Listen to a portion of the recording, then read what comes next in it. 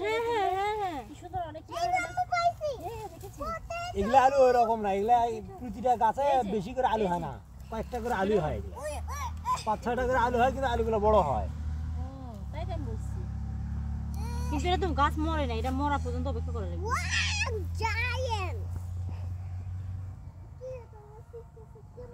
ফিকে ফিকে মারতে না ফিকে মারানি কেউ খুব যত্ন করে রাখতে হবে আলু জানি না হ্যাঁ এই যে এখানে আমার ধারণা এটার মধ্যে আরো 2-4টা আলু পাওয়া যেতে পারে থাকতেও পারে ভালো হবে না মাটির নিচে আলু থাকেই তো থাকেই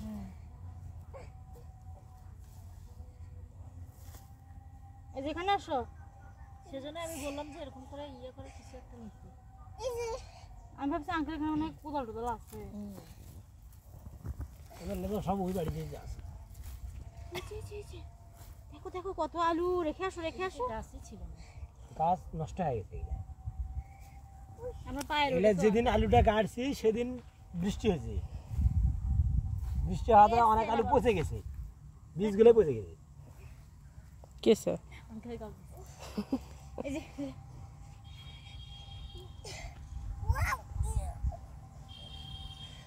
তো মনে হচ্ছে আলু তুলে খুব মজা পাচ্ছিস রে বাচ্চা আল্লাহ ওই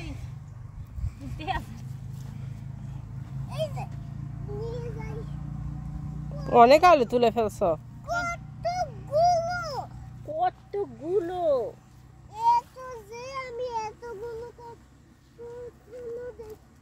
দেখে না এটা কখনো এতগুলো আলু তুই কখনোই দেখিস নাই ওই যে দেখো কত বড় আলু বেরিয়েছে এই যে দেখো দেখো দেখো এই যে এখানে দেখো গাছের নিচে ওয়াও গাছটা করো গাছটা উঠাও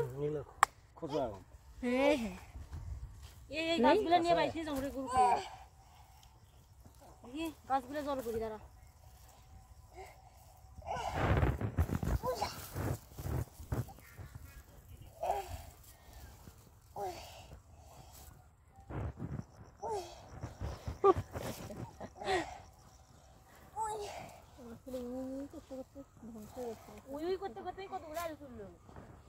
অনেক তো বস্তা হ্যাঁ ওখানে আগে জমা করো এই তো আমার ছেলের কত বুদ্ধি হয়েছে ওই যে হ্যাঁ আছে কি ব্যাপার তুই আলু দেখে পাগল হয়ে গেছো এই যে এখানে এই যে এখানে আছে এখন তুমি বলো বাবা দেখেছো আলু যে গাছের নিচে হয় মাটির নিচে আমি তো বলছি যে বেশি করে খোঁড়ো হ্যাঁ এখানে নাই ওইদিকে ওর পায়ের ওইদিকে এই যে একটা গাছ এটা কোথায় এটা ওই আলু ওর পায়ের ওইদিকেই